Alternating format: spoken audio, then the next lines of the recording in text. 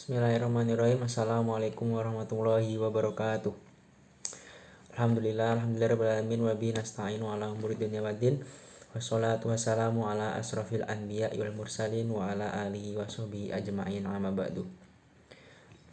Ya baik, kami dari kelompok 6 yang beranggotakan Nanda Pratiwi, Nova Lintang, dan saya sendiri ingin menyampaikan beberapa poin pada materi tafsir pendidikan, yaitu berjudul Potensi Belajar dalam Al-Quran. Pengertian potensi belajar dalam Al-Quran. Potensi bisa diartikan sebagai kemampuan dasar dari sesuatu yang masih terpendam di dalamnya, yang menunggu untuk diwujudkan menjadi suatu kekuatan nyata dalam diri sesuatu tersebut. Jadi potensi merupakan kemampuan secara dasar yang dimiliki manusia dan membutuhkan adanya latihan agar dapat berkembang secara optimal. Pada kajian studi Islam, potensi telah diistilahkan dengan fitrah. Fitrah berasal dari bahasa Arab, yaitu jamaknya fitor, yaitu berarti tabiat, perangkai, jadian, asli, agama, atau ciptaan. Istilah fitrah dapat diambil dari akar kata al-fitr yang bermakna belahan. Fitrah juga dapat diartikan sebagai ciptaan. Baik, yang B yaitu tafsir Al-Quran surat An-Nahl ayat 78 yang bunyinya A'udzubillahi minasyaitonirrajim. Bismillahirrahmanirrahim. Wallahu akhrajakum min butuni ummahatikum la ta'lamuna syai'aw wa ja'ala lakumus sam'a wal absara wal af'idata la'allakum tashkurun. Artinya, dan Allah mengeluarkan kalian dari perut-perut ibu kalian dalam keadaan tidak mengetahui sesuatu apapun, dan Dia memberikan kalian pendengaran, penglihatan hati agar kalian bersyukur. Baik, yang selanjutnya yaitu tentang ayat yang bunyinya wallahu akhrajakum min butuni ummahatikum. Tafsir di atas menyatakan bahwa sesungguhnya termasuk nikmat-nikmat Allah adalah Dia mengeluarkan kalian sebagai anak-anak dari perut ibu-ibu kalian. Dan la ta'lamuna syai'a, makna di atas dalam keadaan tidak mengetahui sesuatu apapun adalah tidak mengetahui sedikit pun terhadap perjanjian yang telah diambil ketika berada di dalam ruh. Selanjutnya bagian C, tafsir Al-Quran surat Ar-Rum ayat ke-30 yang berbunyi Bismillahirrahmanirrahim. Faqim wajhaka lilladzina hanifa fitratallahi allati fataran nasi 'alaiha la tabdila li khalqillahi dzalikal ladzina qayyim walakin aktsaran nasi la ya'lamun. Yang artinya, maka hadapkanlah wajahmu dengan lurus kepada agama Allah, tetaplah atas fitrah Allah yang telah menciptakan manusia menurut fitrah itu. Tidak ada perubahan pada fitrah Allah, itulah agama yang lurus, tetapi kebanyakan manusia tidak mengetahuinya. Jadi pada hakikatnya setiap manusia lahir ke dunia ini dengan membawa fitrah berupa keyakinannya kepada agama Islam. Demikian ditegaskan oleh para ulama tafsir ketika menjelaskan tentang maksud ayat di atas. Seiring berjalannya waktu, maka fitrah yang sudah Allah tetapkan tersebut akan tetap atau berubah tergantung pada kondisi lingkungannya di mana manusia itu berada. Nabi Muhammad SAW menegaskan setiap anak dilahirkan dalam keadaan suci, fitrah beragama Islam, maka tergantung kedua orang tuanya lah yang akan menjadikannya seorang Yahudi, Nasrani, ataupun Majusi. Tafsir ringkas kemana kiri.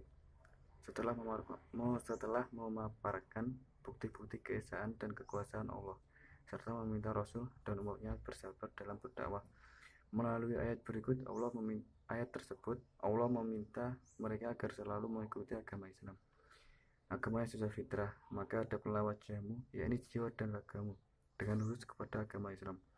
Itulah fitrah Allah yang Dia telah menciptakan manusia menurut fitrah itu. Manusia diciptakan oleh Allah dengan bekal fitrah berupa kecenderungan mengikuti agama yang lurus, agama tauhid. Inilah asal penciptaan manusia, dan tidak boleh ada seorang pun yang melakukan perubahan pada ciptaan Allah tersebut. Itulah agama yang lurus, agama tauhid. Tetapi kebanyakan manusia tidak mengetahui dan menyadari bahwa mengikuti agama Islam merupakan fitrahnya. Selanjutnya tafsir Al-Quran surat Al-Hajj ayat 46 yang berbunyi Bismillahirrahmanirrahim. Afalam yasiruna fil ardi fatakunu lahum qulubun yaqiluna biha aw adhanun yasma'una biha fa inna la ta'mal absar walakin ta'mal qulubul lati fis sudur. Yang artinya, maka tidak pernahkah mereka berjalan di bumi sehingga hati akal mereka dapat memahami, telinga mereka dapat mendengar. Sebenarnya bukan mata itu yang buta, tetapi yang buta ialah hati yang ada di dalam dada.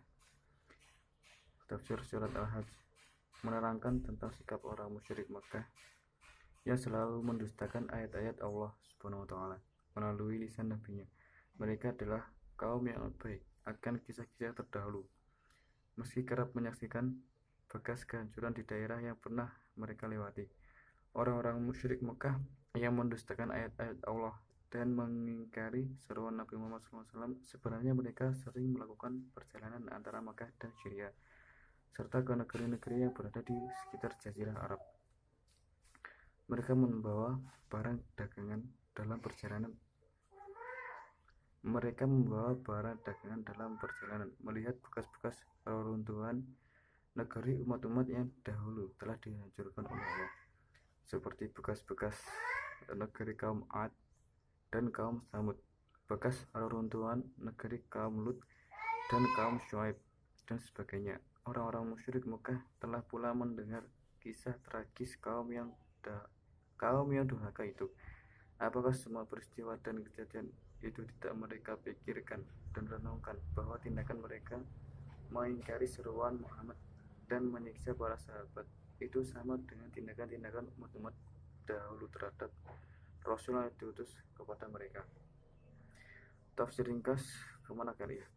Allah lalu bertanya kepada orang-orang yang menolak ajaran Allah yang dibawa Rasulullah, maka apakah mereka tidak pernah berjalan di bumi, menyaksikan peninggalan umat terdahulu, atau mengkajinya secara mendalam, sehingga kalbu, hati, kecerdasan, emosi, dan spiritual mereka dapat memahami atau merenungkan ajaran Al-Quran, atau telinga mereka dapat mendengar ajakan Rasul untuk beriman kepada Allah. Baiklah, untuk materi selanjutnya tafsir surat As-Sajdah ayat 7 sampai dengan 9. Bismillahirrahmanirrahim. Alladzi ahsana kulla shay'in khalaqahu wa bada khalaqal insana min tin. Yang artinya, yang membuat segala sesuatu yang diciptakan sebaik-baiknya dan yang memulai penciptaan manusia dari tanah. Quran surat As-Sajdah ayat 7. Kemudian ayat ini menerangkan bahwa Dia menciptakan manusia dari tanah. Maksudnya ialah Allah menciptakan Adam dari tanah. Kemudian anak cucu Adam dari saripati tanah yang diperoleh oleh ayah dan ibu dari makanan berupa hewan dan tumbuhan-tumbuhan yang semuanya berasal dari tanah. Dalam ayat 7 dinyatakan bahwa manusia diciptakan dari tanah, tetapi pada ayat ini ditegaskan bahwa hanya pada permulaannya saja manusia diciptakan dari tanah. Dengan ayat ini dapat pula ditafsirkan bahwa ada fase lain setelah awal penciptaan, sebelum ciptaan tersebut menjadi manusia. Bismillahirrahmanirrahim. Tsumma ja'ala naslahu min sulmatin min ma'in mahin. Yang artinya, kemudian Dia menjadikan keturunannya dari saripati air yang hina.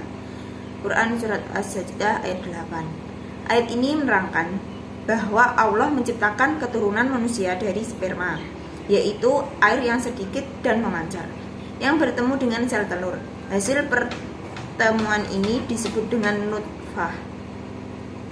Kemudian Bismillahirrahmanirrahim. Tsumma sawahu wa nafakha fihi min ruhihi wa ja'ala lakumus sam'a wal absara wal af'idah qalilan ma tashkurun. Yang artinya, kemudian Dia menyempurnakan dan meniupkan ke dalam roh atau ciptaannya, dan Dia menjadikan bagi kamu pendengaran, penglihatan, dan hati, atau tetapi kamu sedikit sekali bersyukur. Quran Surat As-Sajdah ayat 9. Kemudian di dalam ayat ini dinyatakan rahim perempuan Allah menyempurnakan kejadian nutfah itu sehingga berbentuk manusia. Kemudian ditiupkan roh ke dalamnya. Dengan demikian bergeraklah janin yang kecil itu setelah nyata kepadanya tanda-tanda kehidupan.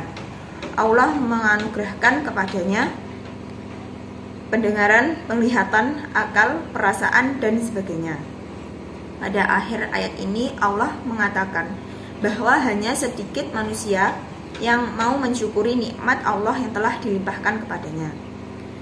Sekian presentasi dari kelompok kami. Jika ada kurang lebihnya kami mohon maaf.